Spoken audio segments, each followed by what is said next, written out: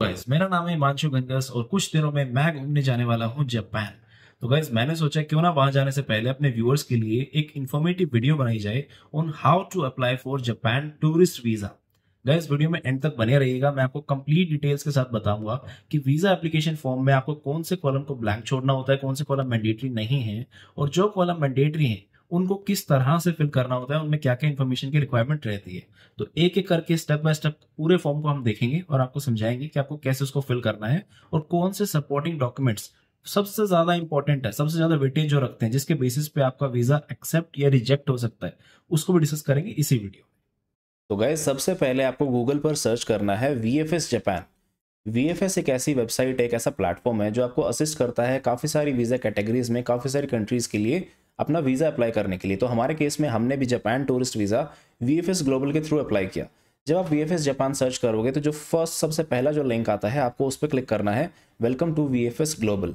यहाँ पे आप देख सकते हो काफ़ी सारे ऑप्शंस हैं, apply for a visa, book an appointment, find a centre and premium services. ये सारे फीचर्स आपको VFS ग्लोबल की वेबसाइट पे मिल जाएंगे। So to begin with your Japan tourist visa application आपको सिलेक्ट करना है start now. Apply for a visa के अंडर स्टार्ट नाउ। अब यहाँ पे आप देख सकते हो काफ़ी सारे स्टेप्स हैं। सबसे फर्स्ट नंबर पे है आइडेंटिफाई वीज़ा टाइप। तो गाइस जैसा आप ऑलरेडी आइडेंटिफाई कर चुके हो कि आपको जापान टूरिस्ट वीज़ा कैटेगरी में अप्लाई करना है, तो इस स्टेप को आप स्किप कर सकते हैं। हम सीधे स्टेप 2 पे आएंगे, बिगिन योर एप्लीकेशन। यहाँ पे आपको क्लिक करना है व्यू मोर पे, देन उसके बाद download the visa application form. इस पर क्लिक करने के बाद आपको काफ़ी सारे जो एम्बेसीज हैं उनके नाम देखने को मिलेंगे, और जिसमें भी आप अपना नियर बाय अपना फॉर्म सबमिट करना चाहते हो आप उस एम्बेसी को सिलेक्ट कर सकते हो। जैसे कि हमारे केस में हमने न्यू दिल्ली में सबमिट किया था अपना फॉर्म, तो आपको सिलेक्ट करना है embassy of Japan new Delhi, अगर आप भी इसी में सबमिट करने वाले हो। जैसे ही आप क्लिक हेयर पर क्लिक करोगे उसके बाद आपको वीज़ा टाइप सेलेक्ट करना होगा। हमारे केस में हम टूरिस्ट वीज़ा के लिए अप्लाई कर रहे हैं, तो इसीलिए आप यहाँ पे सिलेक्ट करोगे टूरिज्म वीज़ा। बाकी सारी बहुत सारी कैटेगरीज और भी हैं, अगर आप किसी और कैटेगरी में अप्लाई करना चाहते हैं तो आप इनको भी देख सकते हैं। ये वीडियो डेडिकेटेडली हमने बनाई है जापान टूरिस्ट वीज़ा के लिए, तो हम सिर्फ उसी पे फोकस करेंगे। आपको सिलेक्ट करना है टूरिज्म वीज़ा। देन उसके बाद यहाँ पे आप देख सकते हो कि इसकी वीज़ा फीस कितनी है। अभी के लिए जापान टूरिस्ट वीज़ा की फ़ीस बहुत ही कम है गाइस, 500 रुपीज़ स्ट्रेट अवे इसकी फ़ीस है, इससे ज़्यादा नहीं है। कुछ और चार्जेस भी हैं जो VFS अपनी एंड से लेता है, उससे अलग आपको कुछ नहीं देना। तो एट मैक्स अगर मैं इसमें आपको बताऊं टोटल कॉस्टिंग कितनी आने वाली है आपकी जापान वीज़ा के लिए, तो वीज़ा फीस है 500, और इसके बाद VFS आपको चार्ज करेगा 800 रुपीज़ एक्स्ट्रा, जो उनकी सर्विस फीस रहेगी। और अगर आप चाहते हैं कि जैसे आप अपना पासपोर्ट और अपना वीज़ा एप्लीकेशन फॉर्म VFS के ऑफिस में दे के आएँ, उसके बाद वीज़ा लगने के बाद आपका पासपोर्ट घर पे ही आपको रिसीव हो जाए, तो आप उनकी एक ऑप्शनल कोरियर सर्विस भी ले सकते हैं, जिसके एडिशनल चार्जेस रहेंगे 550। सो दैट्स ऑल, इतना ही आपका टोटल एक्सपेंस आने वाला है एक वीज़ा एप्लीकेशन के लिए। गाइज यहाँ पे एक और चीज़ नोट करने की है, जब आप दिल्ली में VFS ग्लोबल की ब्रांच में जाएंगे तो वहाँ पर जो ये 500 रुपीज़ और 800 रुपीज़ की जो पेमेंट है ये आपको कैश में करनी होगी। VFS ग्लोबल दिल्ली जो है वो सिर्फ कैश में पेमेंट एक्सेप्ट करता है, ना ही कार्ड से लेता है और ना ही आप ऑनलाइन पे कर सकते हो। तो अपने साथ कैश कैरी करना बिल्कुल मत भूलना। और अगर आप चाहते हो कि आपका कॉरियर के थ्रू आपका पासपोर्ट वापस आपके घर पे आ जाए आफ्टर स्टैंपिंग, तो आप 550 रुपीज़ एडिशनली पे कर सकते हो। तो इन टोटल आपको 1850 रुपये अपने साथ कैरी करने होंगे पर पर्सन। इसके बाद गैस आ जाते हैं डॉक्यूमेंट्स रिक्वायर्ड। यहाँ पे आपको एक रिक्वायरमेंट लिस्ट मिल जाएगी, इसमें आपको कंप्लीट सेट ऑफ डॉक्यूमेंट्स देखने को मिलेंगे जिनकी रिक्वायरमेंट रहेगी आपकी जापान वीज़ा एप्लीकेशन फॉर्म के साथ। तो सबसे फर्स्ट नंबर पे है अ वैलिड पासपोर्ट। आपका जो पासपोर्ट है उसमें more than 2 blank pages available होने बहुत ज़रूरी हैं, क्योंकि एक पेज पे अगर आप स्टिकर वीज़ा के लिए अप्लाई करने वाले हैं तो एक पेज पे तो आपका स्टिकर वीज़ा ही लग के आएगा, और एक और पेज एटलीस्ट स्टैंपिंग के लिए रिक्वायरमेंट रहेगी। तो जो आपका पासपोर्ट है उसमें चेक कर लीजिएगा कि 2 से ज़्यादा ब्लैंक पेजेस डेफिनेटली उसके अंदर अवेलेबल हों। अगर आपके पास कोई ओल्ड पासपोर्ट भी है तो गैस उसको भी अपने इस पासपोर्ट के साथ, न्यू पासपोर्ट के साथ आपको सबमिट करना होगा। रीज़न बीइंग कि अगर आपके पुराने पासपोर्ट पे कुछ स्टैंप्स लगी हुई हैं तो हो सकता है कि एम्बेसी उन स्टैंप्स को चेक करे, और अगर इन केस आपने कोई नेम चेंज किया है या कोई भी अपने डॉक्यूमेंट में चेंज किया है तो उसको भी वेरीफाई करने के लिए प्रीवियस जो अपना पासपोर्ट है आप उसको साथ में ज़रूर लगाइए, सो दैट वहाँ पे वो देख सकें कि ये दोनों ही पासपोर्ट एक ही इंसान के हैं और आज की डेट में इनका वर्किंग पासपोर्ट ये है और ओल्ड पासपोर्ट ये है। अगर आपके पास पुराना पासपोर्ट नहीं भी अवेलेबल है तो भी कोई बात नहीं, मैंडेटरी नहीं है, बट अगर आपके पास है तो डेफिनेटली आपको सबमिट करना चाहिए because it is required in the requirement list. Second number पे है guys photocopy of the biodata page of the current passport. जो आपका पासपोर्ट है उसका जो फ्रंट पेज है आपको उसकी एक फोटोकॉपी लगानी है, और एक लास्ट पेज जो है उसकी फोटोकॉपी लगानी है, थर्ड नंबर पे है a completely filled and signed visa application form.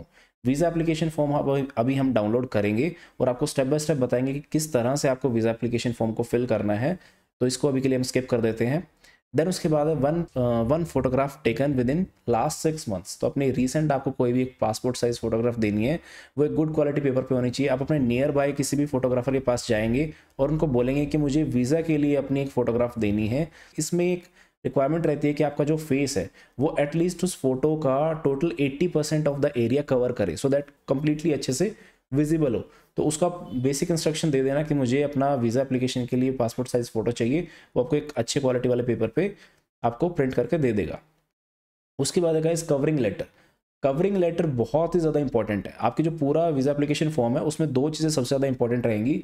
एक तो रहेगी आपकी जो वीज़ा एप्लीकेशन है उसमें आपने जो इन्फॉर्मेशन फिल करी वो, एंड देन जो सेकंड मोस्ट इंपॉर्टेंट चीज़ है वो है कवरिंग लेटर। कवरिंग लेटर में आप अपने बारे में सब कुछ बताएंगे कि ये मेरा प्रोफेशन है, मैं अभी ये करता हूँ और जापान में मैं जाके ये प्लान कर रहा हूँ, मेरी आइटनरी ऐसे रहेगी, इन जगहों पर मैं घूमना चाहता हूँ। तो वो सब आपका कवरिंग लेटर के अंदर आता है। आगे मैं आपको बताऊँगा किस तरह से कवरिंग लेटर भी बनाया जाता है। देन उसके बाद नेक्स्ट जो डॉक्यूमेंट है वो documents to show the flight crew schedule to and from Japan. तो गाइस आप जिस भी मोड ऑफ ट्रांसपोर्ट से ट्रैवल करने वाले हैं मोस्ट प्रोबेबली फ्लाइट से करेंगे, तो आपकी जो फ्लाइट टिकट्स हैं उसकी फोटोकॉपी आपको यहाँ पे लगानी है। आप डमी फ्लाइट्स पे बुक कर सकते हैं लेकिन मैं वो सजेस्ट नहीं करूँगा। आप अपनी जेन्युइन फ्लाइट्स बुक करिए और उसकी एक फोटोकॉपी लगाइए, उससे कहीं ना कहीं ऑथेंटिसिटी थोड़ी सी और ज़्यादा इंप्रूव होगी। काफ़ी सारी वीडियोज़ में मैंने यूट्यूब पर देखा था कि लोग बोलते हैं आप डमी फ्लाइट्स पर लगा सकते हो। आप डेफिनेटली लगा सकते हो but I will not suggest. आप अगर आप जाना ही चाहते हो, आप प्लान कर ही रहे हो अपना एक ट्रिप, तो आप डमी टिकट ना बुक करके जेन्युइन टिकट से बुक करिएगा।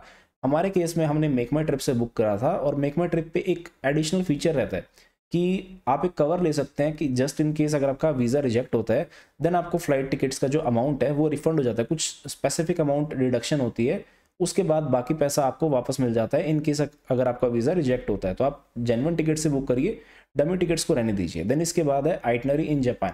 आइटनरी में आपको कंप्लीट डिटेल मेंशन करनी है। आप जिन भी होटल्स में रुकने वाले हो, अगर आप सपोज आप 5 सिटीज़ में रुकना चाहते हो, आप टोक्यो रुकना चाहते हो, ओसाका रुकना चाहते हो, सप्पोरो रुकना चाहते हो, जितनी भी सिटीज़ में आप रुकना चाहते हो और वहाँ पे आपके जो भी स्टेज हैं, जो भी होटल्स हैं, आपको उसकी इन्फॉर्मेशन यहाँ पे आइटनरी इन जापान ये जो डॉक्यूमेंट है इसमें मेंशन करनी है। और होटल जो हैं उनके ही कॉन्टैक्ट डिटेल्स भी आपको यहाँ पे मेंशन करना है। डिटेल्ड आइटनरी कैसे बनानी है वो भी मैं आपको आगे बताऊंगा।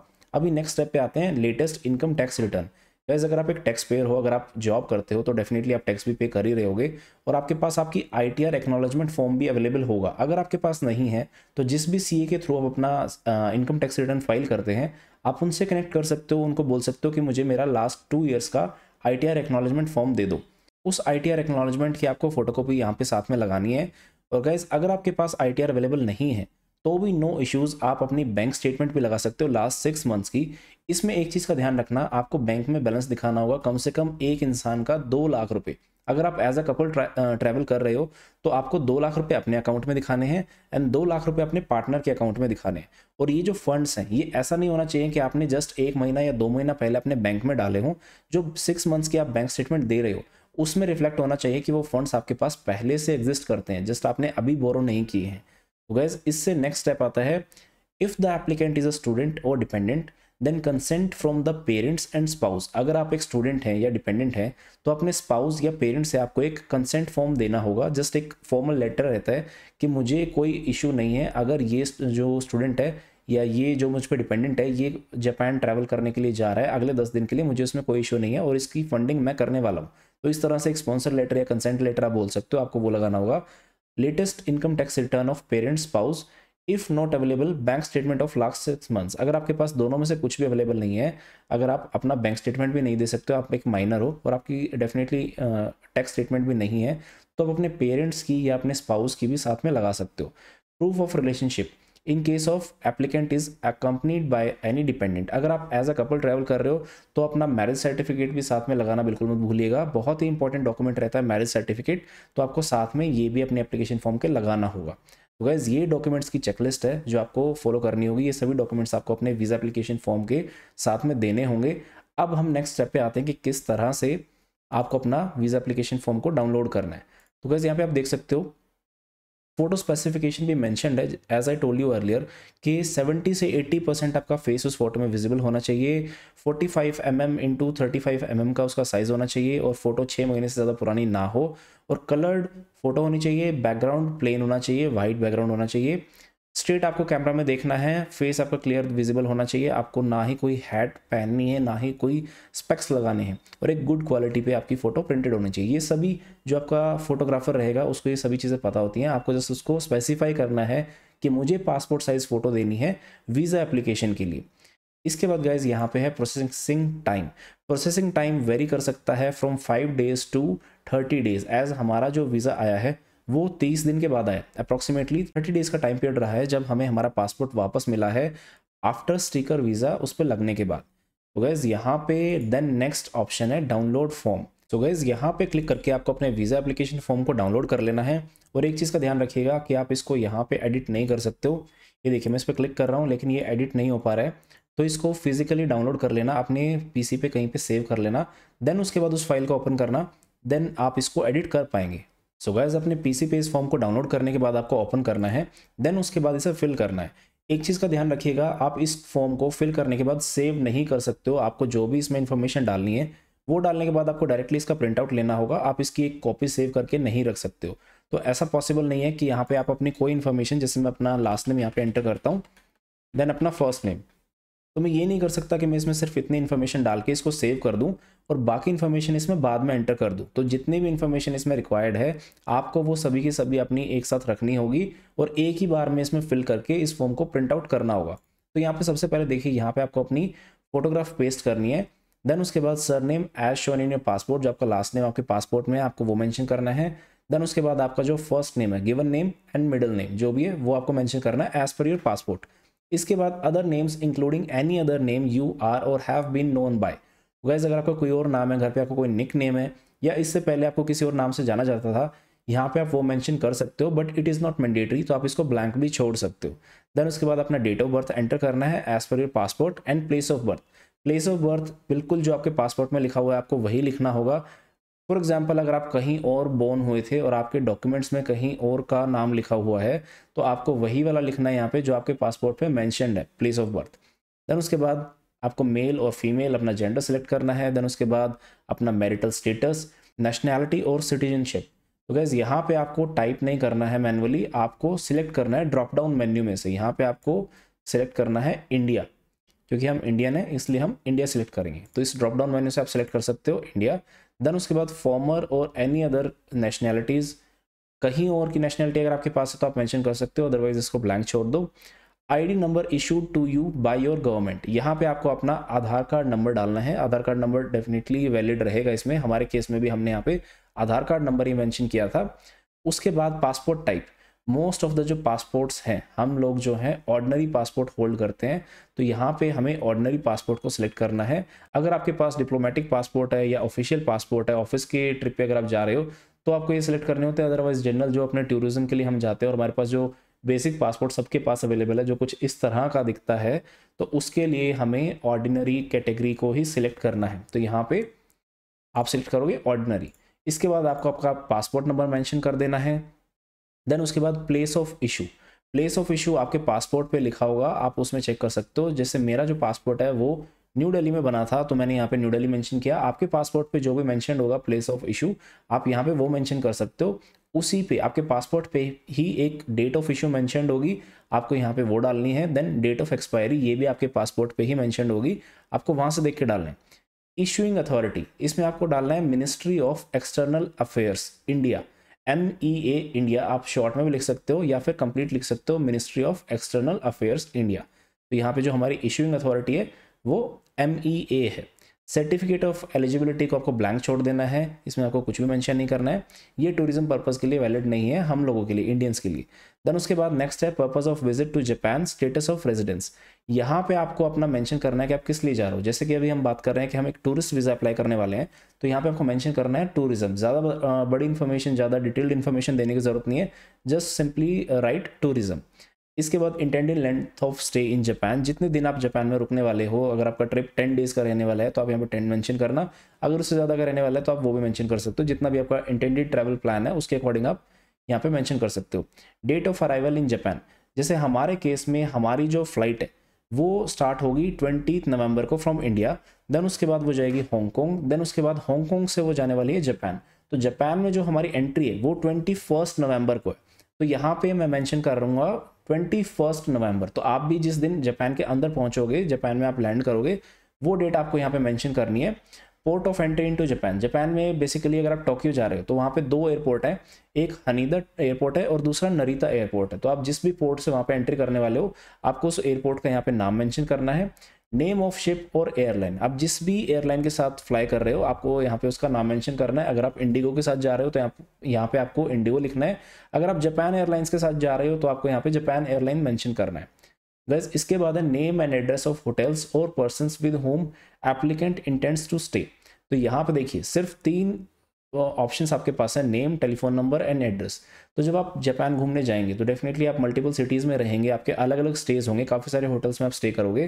तो आपको यहाँ पे फर्स्ट होटल जिसमें आप सबसे फर्स्ट टाइम पे स्टे करने वाले हो उसकी डिटेल्स आपको मेंशन करनी है, उसका आपको यहाँ पे नाम मेंशन करना है, उसका कॉन्टैक्ट नंबर एंड उसका कंप्लीट एड्रेस। ये जब आपने बुकिंग करी होगी तो बुकिंग फॉर्म में आपको देखने को मिल जाएगा, वहाँ से आप इन्फॉर्मेशन देख के इसके अंदर डाल सकते हो। देन उसके बाद है dates and duration of previous stage in Japan. अगर आप इससे पहले जापान जा चुके हो तो मोस्ट प्रोबेबली आप इस वीडियो को देख ही नहीं रहे होगे क्योंकि आपको ये सारे स्टेप्स ऑलरेडी पता होंगे। लेकिन अगर आप इससे पहले कभी जापान नहीं गए हो तो आपका कोई प्रीवियस ड्यूरेशन और स्टे जापान में हुआ ही नहीं है तो आपको ये जो ऑप्शन है ब्लैंक छोड़ देना है, इसमें आपको कुछ भी मेंशन नहीं करना है। इसके बाद आता है करंट रेजिडेंशियल एड्रेस, आपका जो अभी प्रेजेंट एड्रेस है इंडिया में, आपको उसकी डिटेल्स मेंशन करनी है, एड्रेस डालना है, अपना फ़ोन नंबर डालना है एंड अपना ईमेल एड्रेस डालना है। टेलीफोन जो ये है आप इसको ब्लैंक छोड़ सकते हो, अपना पर्सनल मोबाइल नंबर डाल दो and that's all, that will be fine. इसके बाद है करंट प्रोफेशन और ऑक्यूपेशन एंड पोजीशन।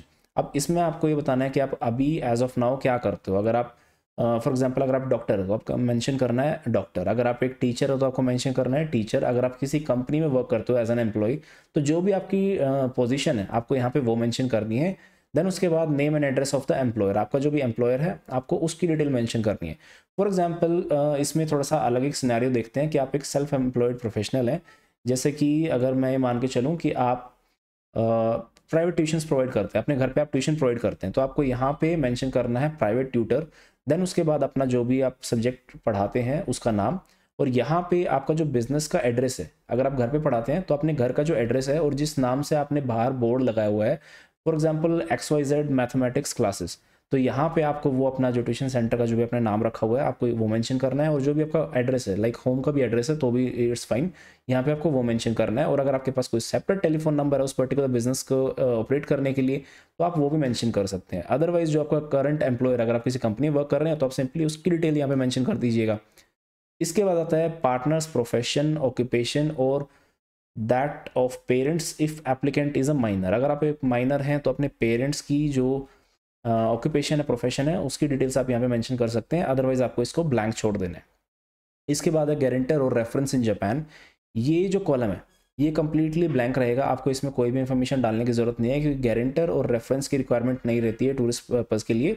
आप स्ट्रेट अवे इसको ब्लैंक छोड़ के आगे प्रोसीड कर सकते हैं। इसके बाद है इन्वाइटर इन जापान।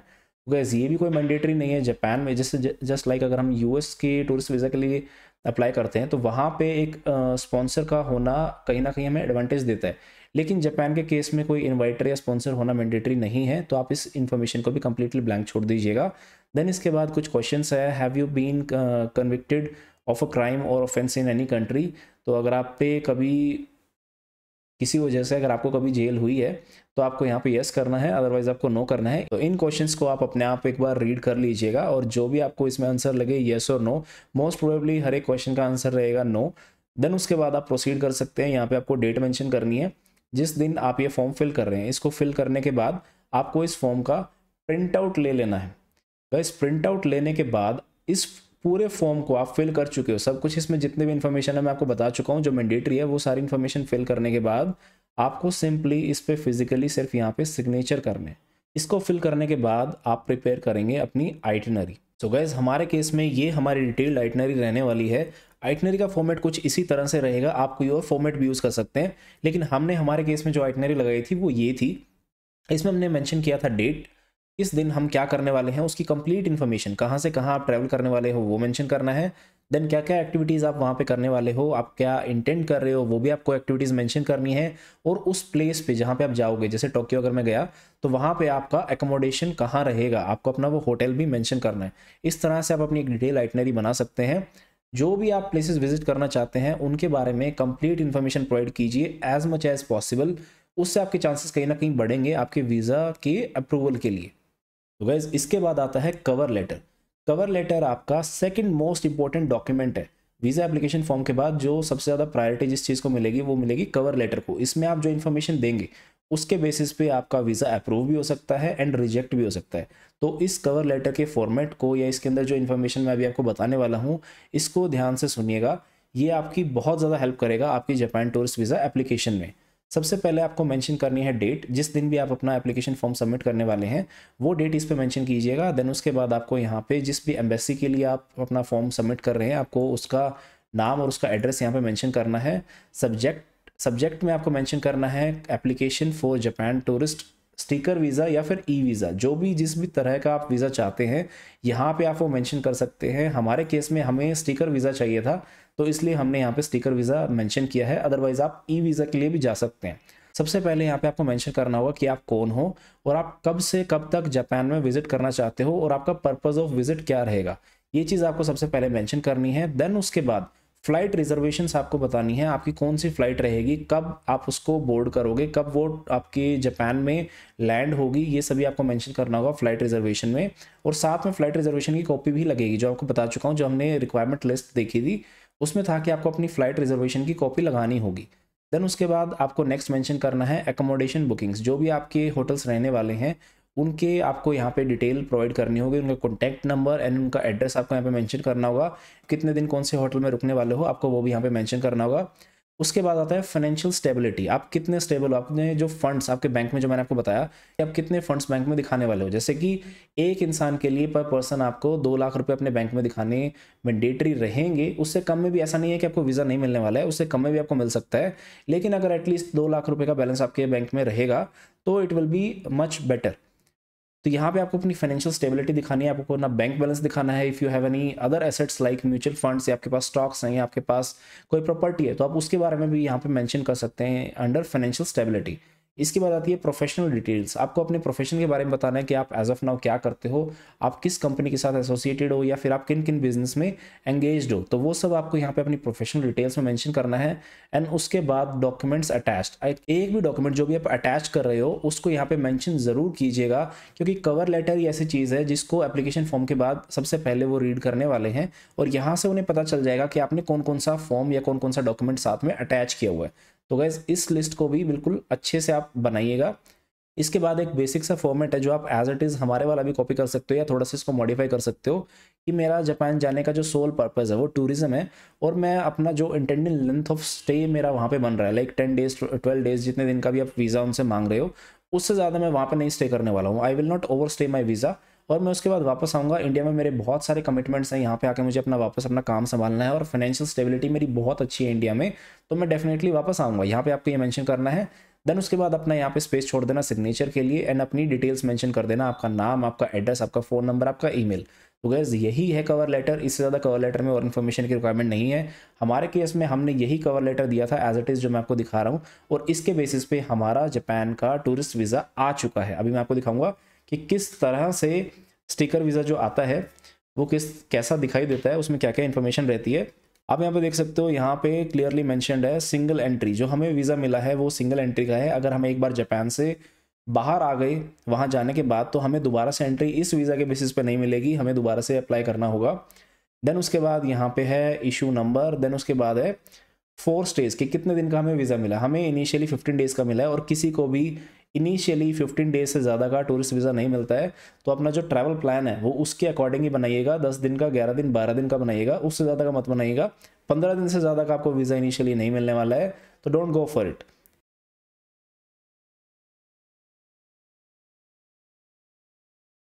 आपको सिंपली गूगल पर सर्च करना है अगेन VFS जापान और यहाँ पे आपको ट्रैक योर अपॉइंटमेंट इसको सिलेक्ट करना है।